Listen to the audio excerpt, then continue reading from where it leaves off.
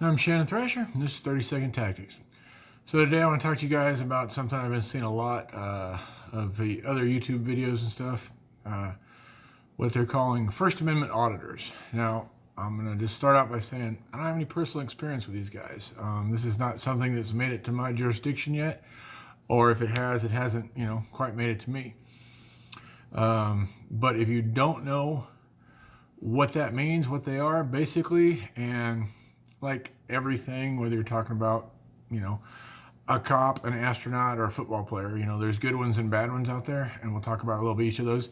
In its purest form, if you will, the good ones, at least in my opinion, they're out there doing a good thing. They're exercising their constitutional rights, their First Amendment rights of basically freedom of the press, freedom of speech. The way they do it, not the way I would do it. I don't think it's the smoothest way, but again, this is America. They don't have to make me happy. They just have to follow the rules, and of course, the Constitution backs them up. So if you haven't seen these, what they'll do basically is they'll go to some place with their video cameras, and they're not doing these secret investigative reports. They're not hiding their cameras. They got big cameras on poles and sticks, and they're making it very obvious that they're filming. They're trying to attract attention to their cause, and so they're not generally making a secret about it. And they'll go to places that it's completely legal for them to video, but the general public and sometimes law enforcement think it's not. Places like federal buildings or public buildings, or they'll film private property from public access, which if you know anything about, your basic laws and constitutional rights, that's perfectly legal. We use that all the time. We stand next to a car where we have a legal right to be, and we look inside the car. Even though we don't have a right to search that car under those circumstances, we have a right to use our eyeballs and see what's in that car. And if we see something, we'll take action. The same thing. You can, say, for example, if you don't want someone filming your house, and I say you, maybe not a cop, just general public, or your apartment, or your business. Let's say your business. Let's say you run, and I'll use this because this is one of the ones I've seen. Let's say you run a marijuana dispensary, and you feel like maybe some of your customers would be ashamed if the other people in public knew that they were going there to get their weed or whatever. So you try to keep your clients' confidentiality, right? And you notice some guy standing across the street on the sidewalk in a public place, videotaping the cars coming and going. That's completely legal. But people don't think it is, or they want to abuse the system. They call the cops come out. This is where the problems come in. This is what this video is about, to try to educate you guys so you don't end up looking like, honestly, some of the embarrassments to our profession that I've seen. Now, I understand that guys making YouTube videos are trying to get views. They're trying to get content. They're trying to get popular. So obviously, they're not going to post 10 videos in a row where the cops act absolutely amazing, perfectly, great, best they can. They're going to post the ones that, the guys basically screwed up. But like anything in law enforcement, it's important to know the rules, what you can and can't do. Know the laws, what you can and can't do. Know your jurisdiction, what you can and can't do. So one of the main things I see these First Amendment auditors do, they try to be controversial. They try to be to rile you up or to bait you or whatever.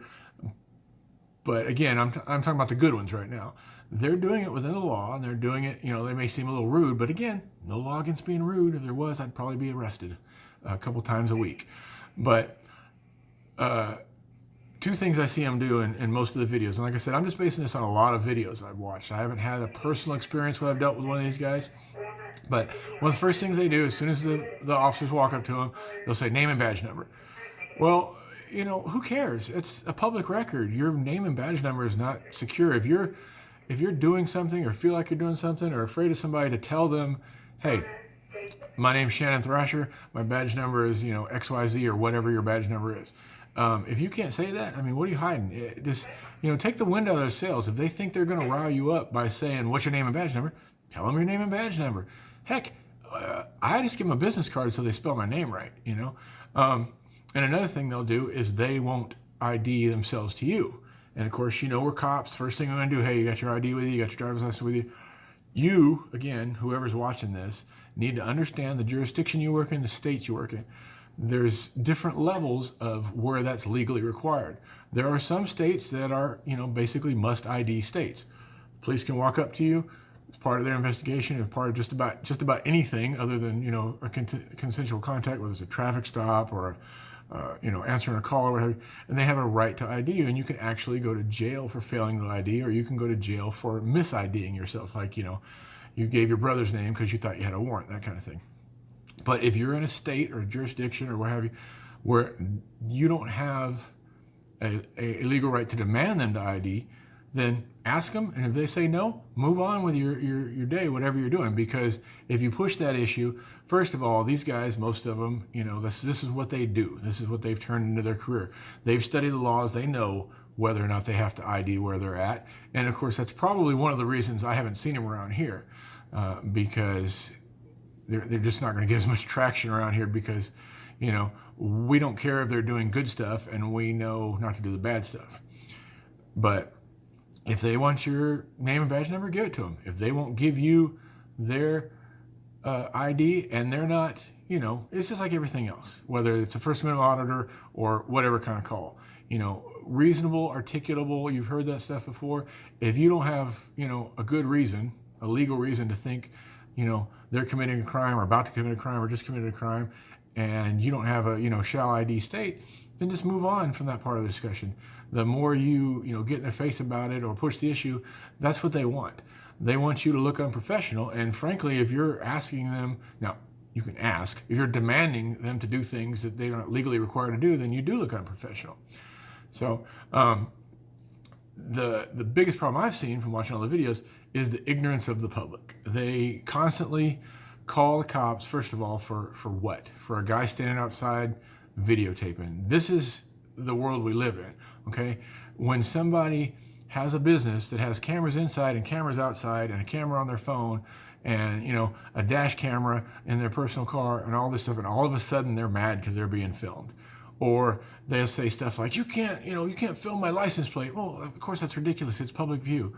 The public, in public, has no expectation of privacy. Law enforcement in public has no expectation of privacy. If me as a cop and you as a cop are sitting on the corner talking about stuff that's confidential, and some citizen walks up and stands right next to us, we can't just order them away. We can either stop talking about that, or we can go somewhere like, in our patrol car with the windows up, where we have a level of privacy, of expectation of privacy. The thing you got to remember, guys, is, we're citizens, they're citizens, and I use the term citizen, even non-citizens. If you're over here on a student visa from France, I'm going to give you the same courtesies and laws and constitutional protections as I give someone who's born here, or what have you. So when I use the word citizen, I don't mean anything other than that than non-law enforcement officers at the scene. But if these store owners are calling you, and every situation is different, of course, but if, like I said, if I had a lot of problems with this, if I was getting 2, 3, 10 calls a month on this, I would have like an outreach program. I would get the PIO, write up some memos, send them out to these business owners, educate them, let them know that, hey, someone standing on the sidewalk across the street filming your business is not illegal. If you want an extra layer of privacy, then maybe put some blinds up over your windows, or maybe put some tinting on the windows, or maybe don't do anything you don't want the public to see, in the front room. Maybe go in a back office and do that kind of stuff. But the main point of the video is just to, if you guys aren't aware of it, you're obviously on YouTube. So, type in First Amendment Auditor, and you're going to find some jerks. I mean, just like any profession, there are some guys on there that are ugly to the officers for no reason other than just be ugly to officers. And of course, you run into that all the time. But, and there's guys that are, pretty straightforward. And there's ones that go to libraries and city halls and post offices, all these places that are public and have, no expectation of privacy. And they do it because people freak out. And like I said, I don't understand why people freak out being videotaped, especially, us as cops. If I go to a call, my body camera's on. Everything I say is being recorded, and I just assume everybody's pointing cameras at me recording. So I don't know. But until we get the public a little better educated and we start performing better, if these guys that did all these audits, if they had, one bad experience out of 1,000, they probably wouldn't put the effort in. Now, I don't know what the numbers are, but I'm pretty sure they don't have to work too hard to get a bad experience, because that's where the videos are being posted. So just kind of a light hit on it. I'm not an expert on it. Like I said, I literally have zero firsthand experience with it. I've just never ran into one. If I did, I can tell you exactly how I would handle it. Hey, how you doing? Okay. You don't need my help? All right. Have a good day. If you need us, call us.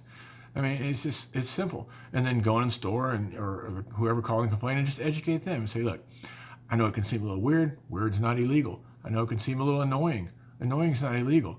If they're in a public place filming public areas or private areas that they can view from public, that's a constitutionally protected right. That's really all I can say about it. It seems like it's a much bigger deal than it needs to be. I'm really glad it's not a big deal around here. That tells me we're doing something right. And I haven't really paid attention to exactly what cities are the worst. If you're in one of those cities where it happens all the time, maybe get down in the comments and tell me how you guys have handled it. But anyway, that's what I have today. Keep in mind, First Amendment auditor in law enforcement, that phrase kind of freaks people out or thinks, oh, this guy's going to be a pain in the butt. But look at the basics of it. It's the First Amendment. Okay? It's an amendment of the Constitution. It's part of the Bill of Rights. It's very important. It's what we took an oath to defend. So don't let your ego get in the way. Don't let your ignorance of the laws or the policies get in the way. Maybe if you're just hearing this for the first time, maybe bring it up to your supervisor and say, hey, do we know anything about this? Do we have any training on this? Maybe this is what we need to do for training for next month.